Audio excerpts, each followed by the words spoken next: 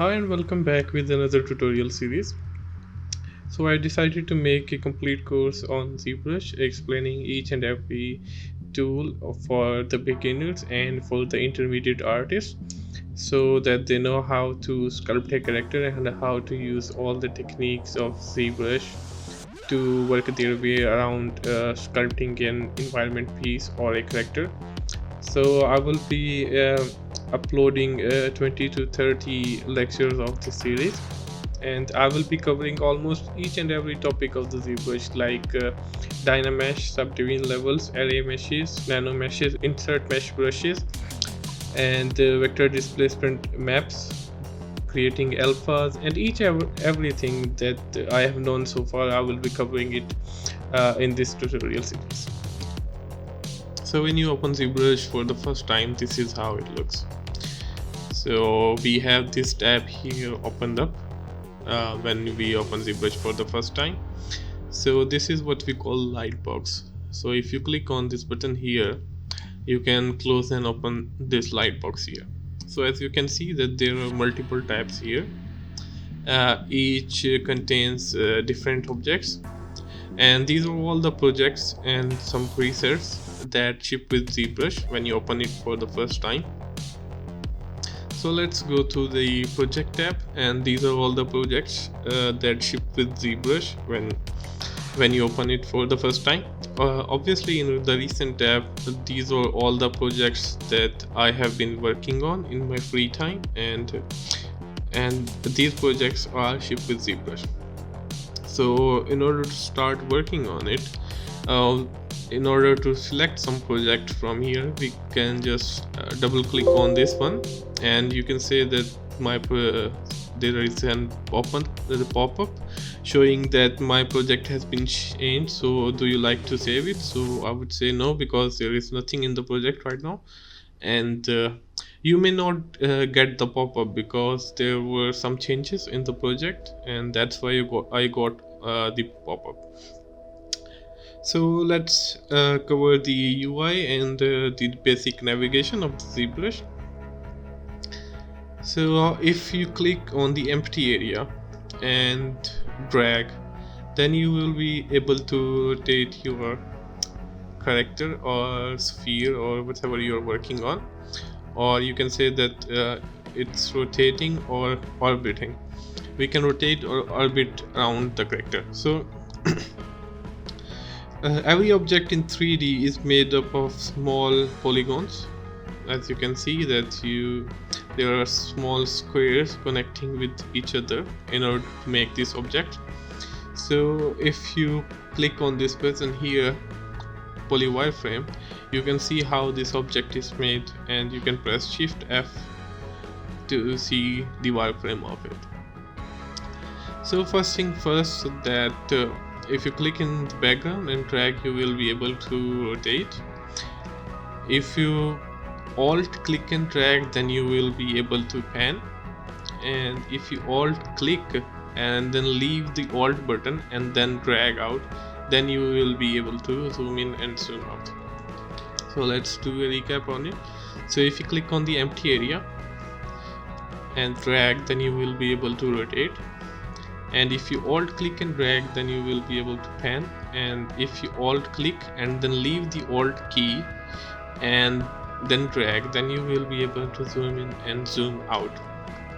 So that's the most basic navigation. There are some other things. For example, let's turn on the wireframe. So if you press Shift F, then you will be able to see this wireframe mode.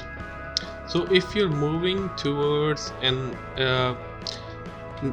to 90 degree angle from the object and you press Shift, then you will see that it will lock onto that specific frame. So that's very handy when you're working on orthographic views and you want to work on a character or some hard surface object from a 90 degree angle. So that is very important. So if you press Shift to whichever the view you are close to it, it will lock onto that view. Okay, so that's pretty much the introduction to the navigation. So Yeah, so if you click and drag, it will rotate in the background in the document, but if you click and drag onto the model, then you will see that I am able to sculpt on the model.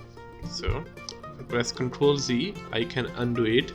If I press Ctrl Shift Z, I can redo it. And if you see that whenever I'm clicking, there is this bar that is growing longer and longer. So if you click and drag this bar out to the back, you can see that it contains all the undos and the redos it contains all the history, all my sculpting history that I am doing on the model. So let's go back to the square one and let's sculpt on it again, and you will see that the whole history has been removed and we have just 2 of this right now. So it is very important that it is also very feasible that you can just store out your hotkeys, and you can just record your files and create a video of it later on. So it is very handy. You can just if you press Ctrl S, you will be able to save it up, save your project. So right now I will be saving it up on my desktop. So and if you go to click on this file object, here we have checked our undo history. So if I save my project, it will be storing all the undo history with it as well. But the file size will be bigger if you store the undo history with the file. So I will be unchecking it right now. Okay, so as you can see that right now if I'm sculpting on the one side, I am sculpting on the other side as well, because my symmetry has been turned on. So if I press X on my keyboard, you can see that I no longer working on symmetry. So if I press X key again, you can see that symmetry has been enabled and I can work with symmetry right now. So this is a basic introduction about how you work on it. So there were some parameters for the brush which I want to tell you about it, because otherwise that is very important when you're sculpting. So for example, you can see that right now I'm working on this area, this small area, because my brush size, which is represented by this red circle here, it is very small. So if I want to work on a larger area, you can see that we have a draw size here, and if I move on any of these objects here in ZBrush, you can see that there is written draw size and a hotkey next to it representing S. So if you press here or anywhere in your document, you can see that there is bar that appears. So you can just press S and click and drag on to drag the slider, and you will have a bigger brush. You can see that, and now the brush size is bigger, and when I drag it on to my mesh, I'm able to affect on a larger area. So there is one more parameter, which is the intensity. So if I bump up my intensity and click on it, you can see that my brush has become very harsh, and it is adding volume, adding clay to my sculpture very harshly. So intensity makes the brush more harsh, more strong. It adds or takes away more clay at a time.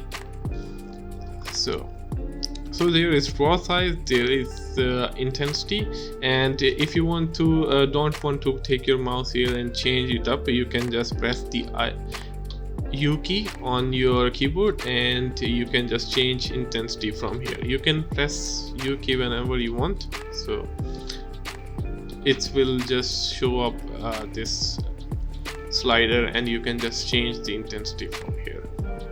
And so right now, if you see, I click and drag on my mesh, you can see that I'm adding the volumes. But if I want to cut away the volumes or cut away the clay, so I can just click on this Z sub here, and now I will be cutting it away from my model.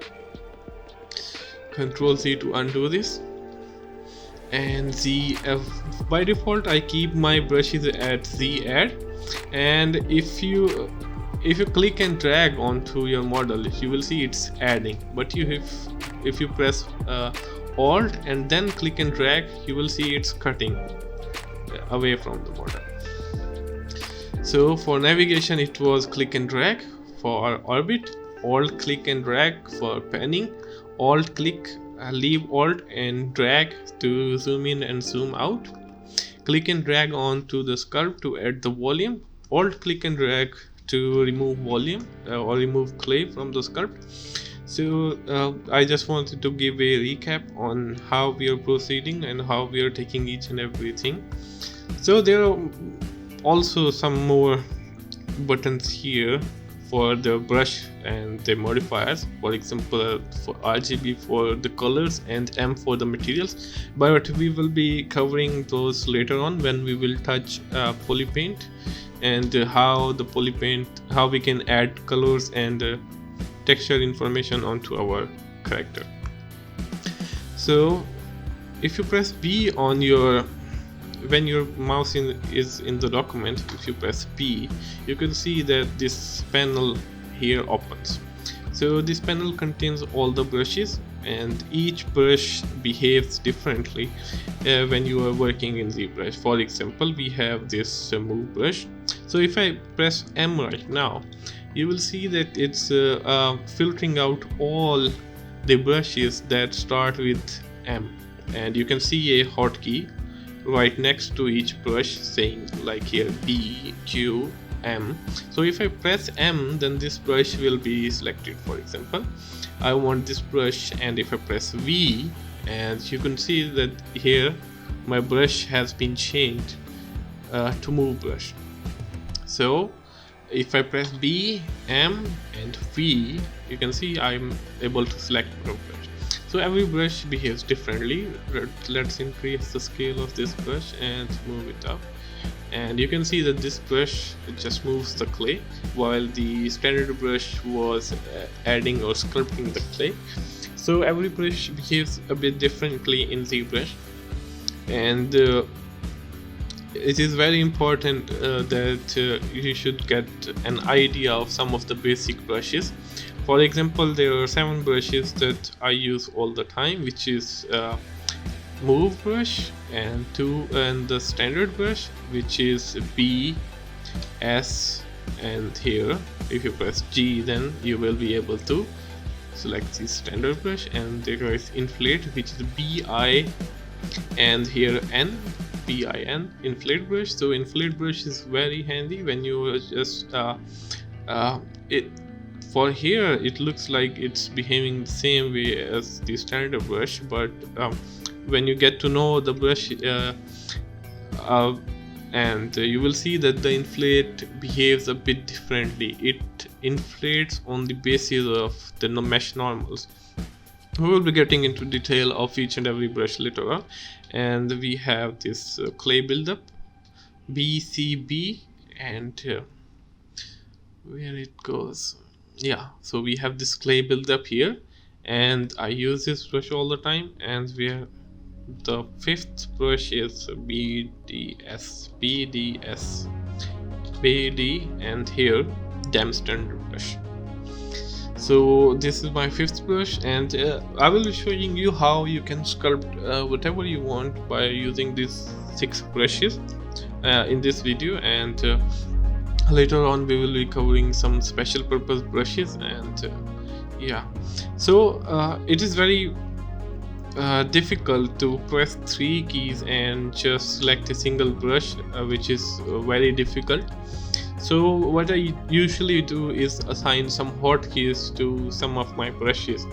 So for example, if I hold Control Alt and click on this, there will be some text appear here saying press any key to assign the hotkey. So if I hold Control Alt and then click on this, you'll see that there has been a text which is press any key combination or custom hotkey to assign. So if I press 4, you will see that the same hotkey is already assigned, because I've already assigned my hotkeys.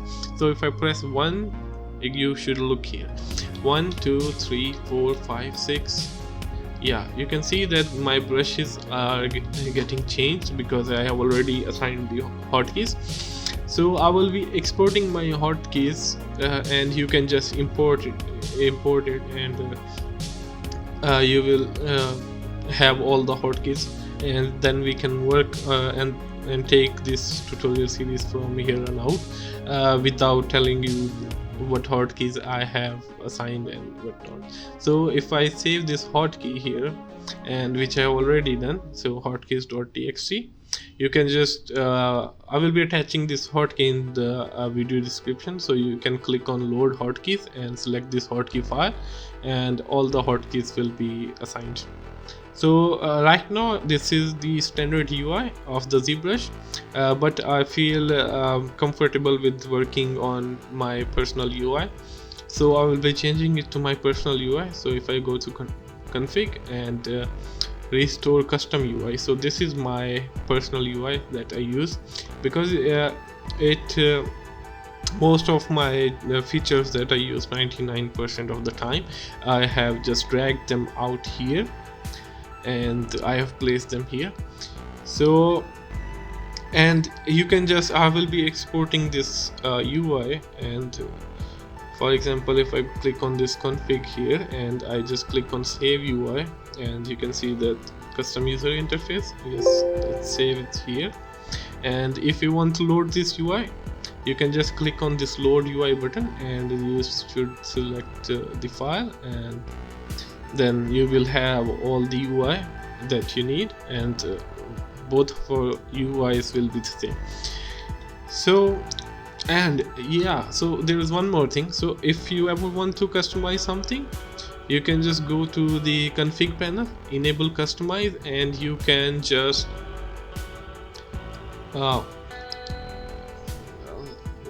it was control click. Yeah, you can just control click and place whatever you want, wherever you want. You can just click and drag, and your UI will be customized. So let's turn off customize, enable customize, and this is how you customize your UI. So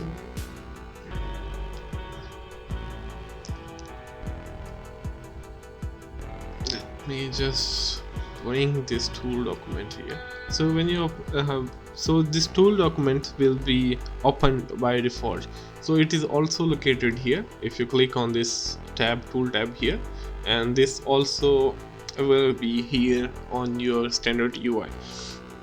So let's sculpt something on this character.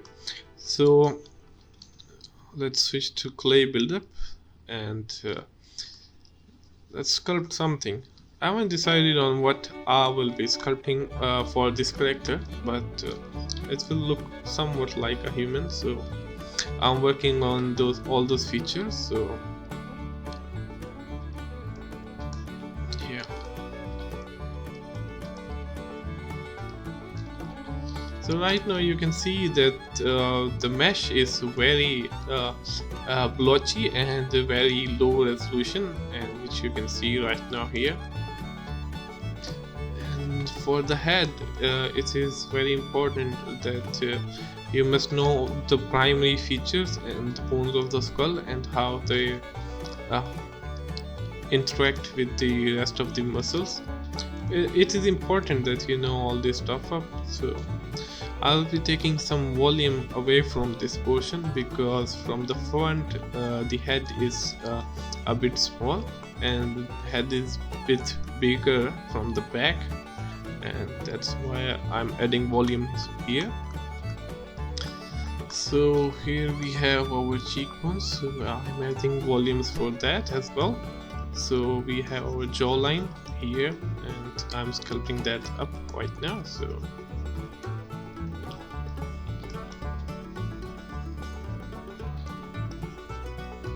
you can see that it is very difficult to sculpt because I don't have enough resolution on my model. So if I want more resolution, you can see that right now it's very squarish, and there are not much polygons going here. So by default, when you open this Dynamesh sphere, you will see that your Dynamesh has been checked on here. I have also moved the Dynamesh here, but if you are using the standard UI, then your Dynamesh will be located here. You can just click on it and it will turn on, and you can see that when you click on Dynamesh, it will create a new topology and wrap around the model.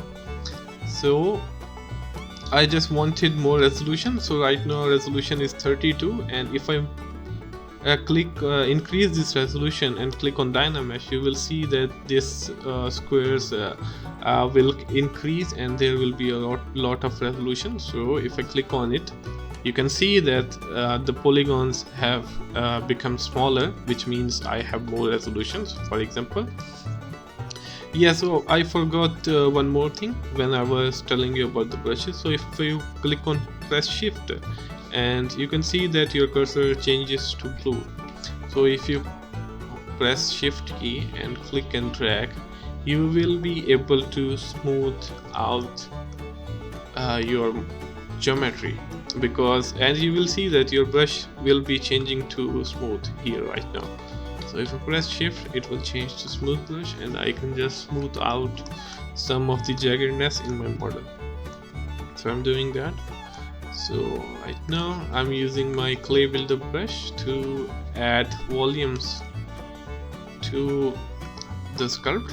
So right now I'm just creating the eye sockets for this character, and I'm making sure that I mimic the proportions of the face, and which I'm trying to do right now.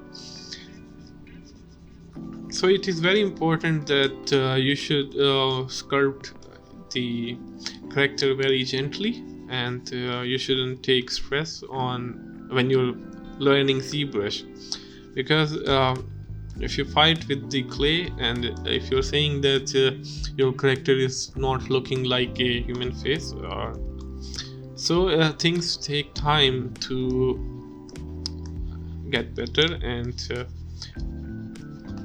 yeah, so you shouldn't get disheartened in the first time that you are not able to sculpt a character or something like this.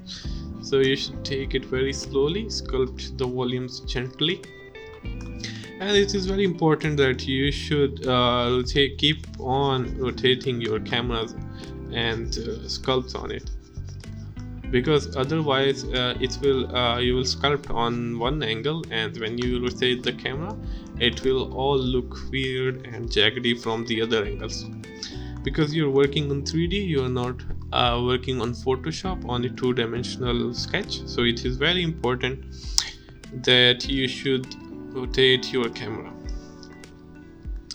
So you can see that here this geometry has been stretching out. So if I want to re-dynamesh it, you can just turn it off and turn it on, and it will re-dynamesh it up. But the best way is that you can click and drag in the background, and it will re-dynamesh. You can see that. So it is very important that for example, if I move this geometry out, and you can see that this is stretching it out and there is not enough resolution here, you can just click and drag, and then you will have enough resolution to work on it.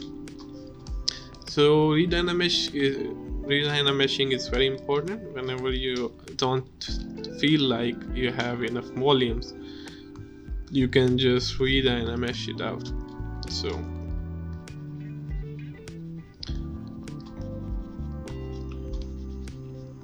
right now I'm sculpting the adding volumes to the lips, and working on the other facial features as well.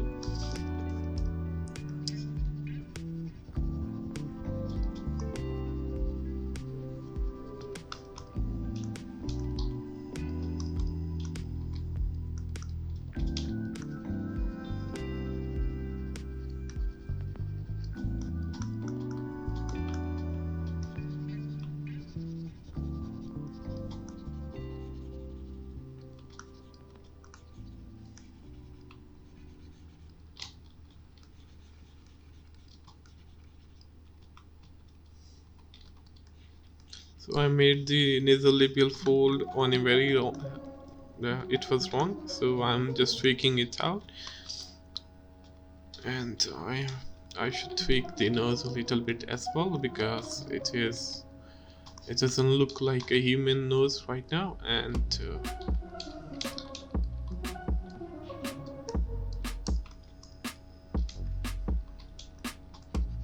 so when you're working on your sculpt, so it is very important that you shouldn't dive into the details too fast, because as you can see that I am spending too much time on my primary forms, because primary forms are very important. So I need a little bit more resolution right now, so I will be increasing this resolution slider here and re-dynameshing it up, so you can see that right now I have more resolution here.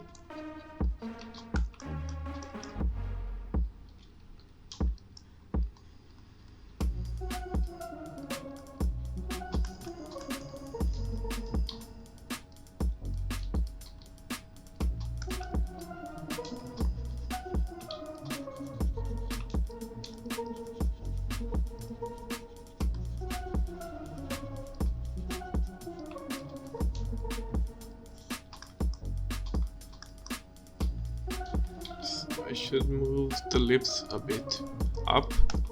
So you should also make sure that when you're working on your model, the curvature of each and every volume and from every angle, it should look smooth and it should look exactly what you want it to be.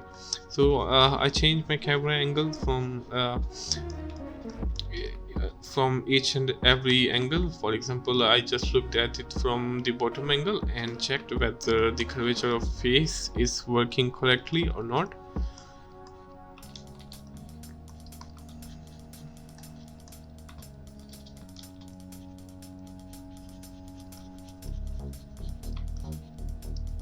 So right now, as you can see, I'm working on the lips and making sure that the lips wrap around this teeth area. And as you can see that I am very gently adding volume to my character. I'm not going super harsh or super rough with it. So when you're sculpting faces especially, you should take your time working on the proportions, because otherwise it might look weird.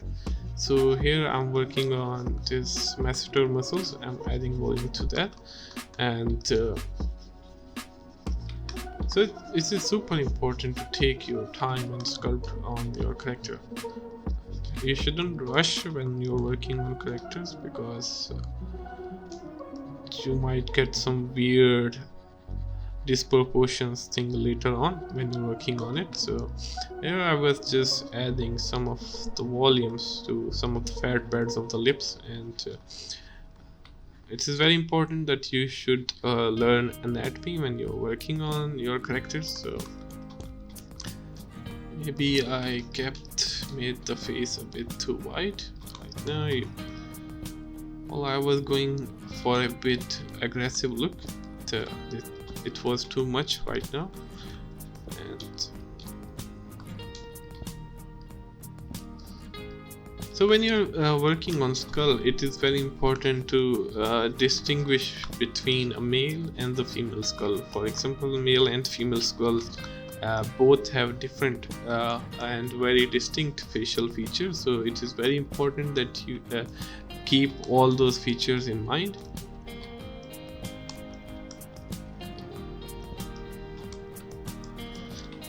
So if you click on the subtool tab here, you can see that there is one subtool here. The subtool tab stores all of your subtools, and if I want to add some other things on it, you can see that if I click on this button append and click on this sphere here, you will see that we have two subtools here, and we can just select it by clicking on each of these. And if I click on this circle, you can see that it has turned into a lighter color. And if I click on this, so the active subtool will have a lighter color, and all the other subtools will have a darker color in order to show that which one of the subtool is active. So if I click on it and if I press W, you will see that a gizmo appears on our character. So we will be covering our gizmo in detail, but for now you can see that there are 3 pointy edges on each and every angle which move the gizmo in each and every direction. So gizmo does a lot more things than that, but we will be getting into the detail later on in maybe our 7th, 10th, 8th video. We will be covering gizmo. So let's move it into place and let's use it as eyes. So if I scale it down here like this and move it into place, so let's see,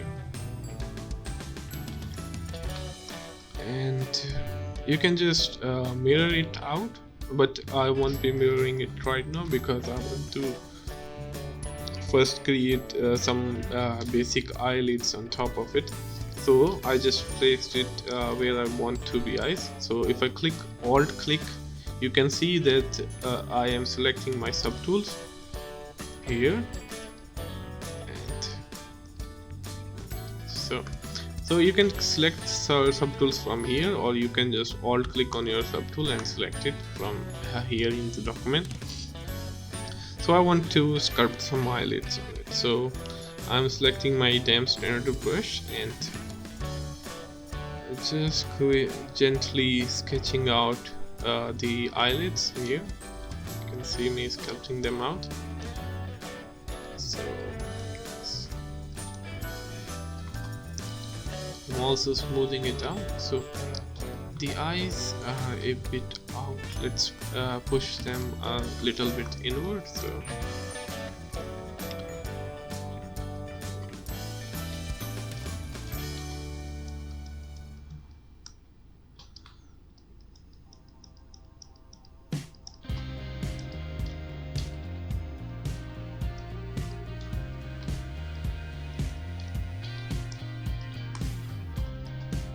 So most of the things you will know after placing the eyes, because otherwise you won't know how things are going to look on your character. So I just want this fold to be a bit bigger, and I want to remove some volumes here, and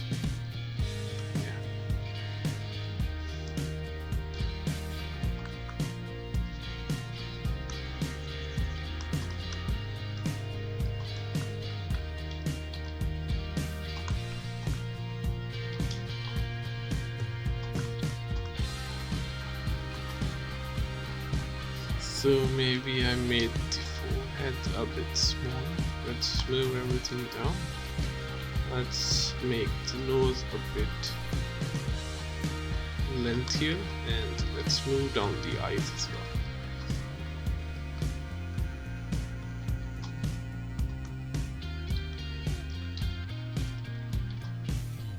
Let's push it inward.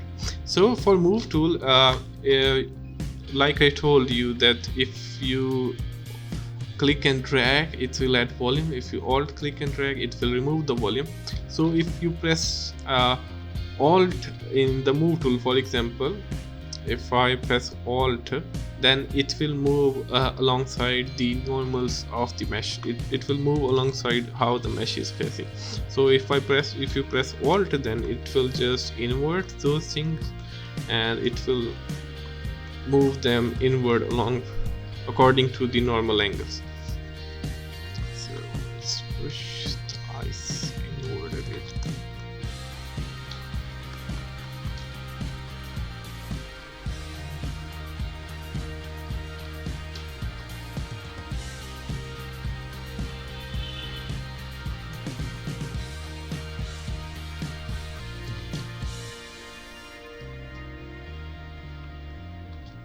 So I want to redynamesh it up because the geometry was stretching it up.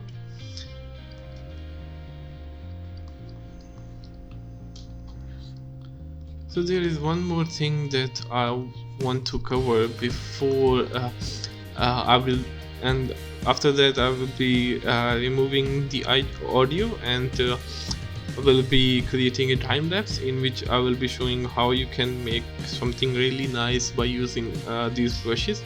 So there is one more thing that I want to cover is if you press Ctrl, you can see that your brush changes here. It has been changed to a mask pen brush.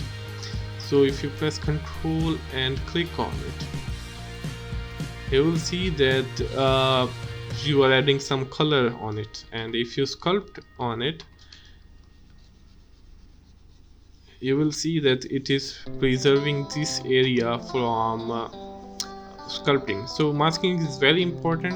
For example, if I want to work on ears and some other stuff, or I want to just work on extrude neck of the character, I can just mask it out and control click in the background. You can see that I'm control clicking on the background to invert it up. So you can just control click in the background to invert it, and you can control click and drag to unmask it. So I told you just that if you control click and drag, it will redynamesh it up, but for example, there is a mask here.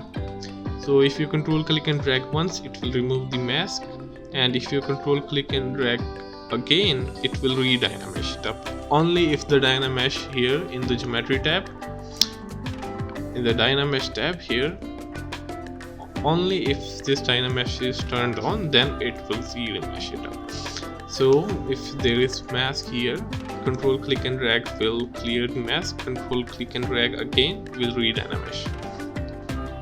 So if there is mask, control click to invert it, and just move this out to work on ear or some other things.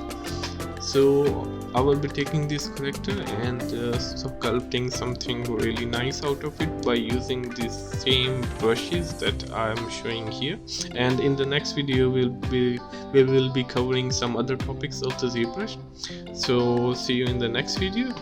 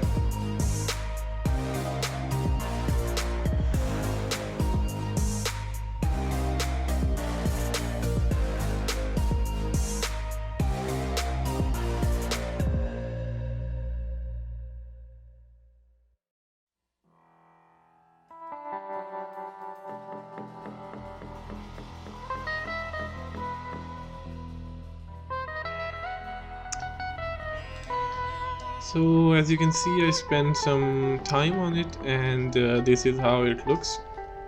I almost spent 30 minutes almost. So this is how it looks right now. So it all depends on the amount of time you spend on the model. So as you can see that there are some sculpted details here, but from the back it looks totally flat. And I didn't spend enough time on the primary forms, which I should have, because it was just showing you guys like I can sculpt anything with using just these 6 or 7 brushes, and just using Dynamesh. So when in the later videos we will be looking at subdivision levels, which is very important for adding the high level details on the characters. So yeah, so I would suggest you that you just open Zbrush and start sculpting on a sphere or some other thing, just in order to get the feel of the brushes and how they behave while working in Zbrush. So yeah, that is all from me. See you in the next video.